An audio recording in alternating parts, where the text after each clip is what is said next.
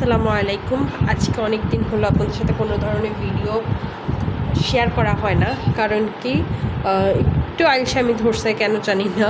তো আজকে স্যান্ডউইচ করবো সন্ধ্যার নাস্তায়। এই যে এই সালাদটা রেডি করে নিলাম, চিকেন, শসা, পেঁয়াজ, টমেটো আর এই যে এই মেয়োনিজটা দিয়ে জাস্ট রেডি করে নিয়েছি। এই মেয়োনিজটার রেসিপি অবশ্যই তোমাদের সাথে কখনো একদিন শেয়ার করব, তবে আজকে আর না। আজকে একটু টায়ার্ড লাগতেছে, আজকে কয়দিন যাবতই এরকম টায়ার্ড লাগতেছে কেন জানি না।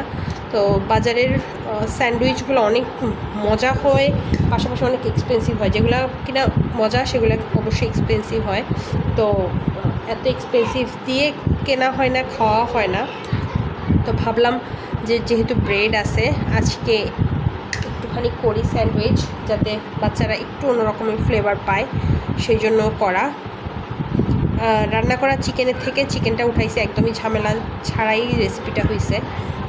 সন্ধ্যার নাস্তা মোটা বলা চলে যে একদমই আজকে ঝামেলা ছাড়া। তো এই যে চিকেন রান্না করছিলাম আজকে দুপুরের জন্য, ভাতের সাথে খাওয়ার জন্য। ওখান থেকে জাস্ট বেস্ট পিস দুইটা উঠাই নিছি। রান্নার আগেই ভেবেছিলাম যে হয়তো বা বেস্ট পিসটা আমি পরে প্রিপেয়ার করব স্যান্ডউইচের জন্য, বাট পরে ভাবলাম যে না, একেবারে দিয়ে দিই, ওখান থেকেই হয়ে যাবে, সব মশলাপাতি একসাথে দিয়ে রান্নার সাথে হয়ে যাবে, সেখান থেকেই করা। এই যে রেডি হয়ে গেছে, বাচ্চাদেরকে এখন দিয়ে দিব।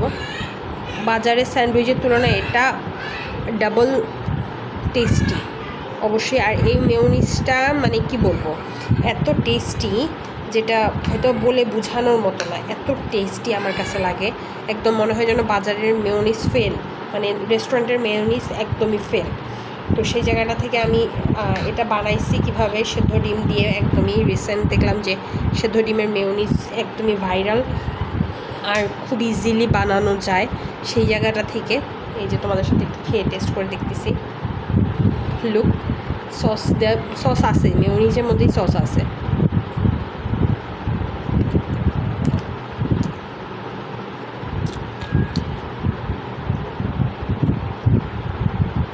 ভিতরে ফিলিংসটা এখনো যায় নাই, ফিলিংটা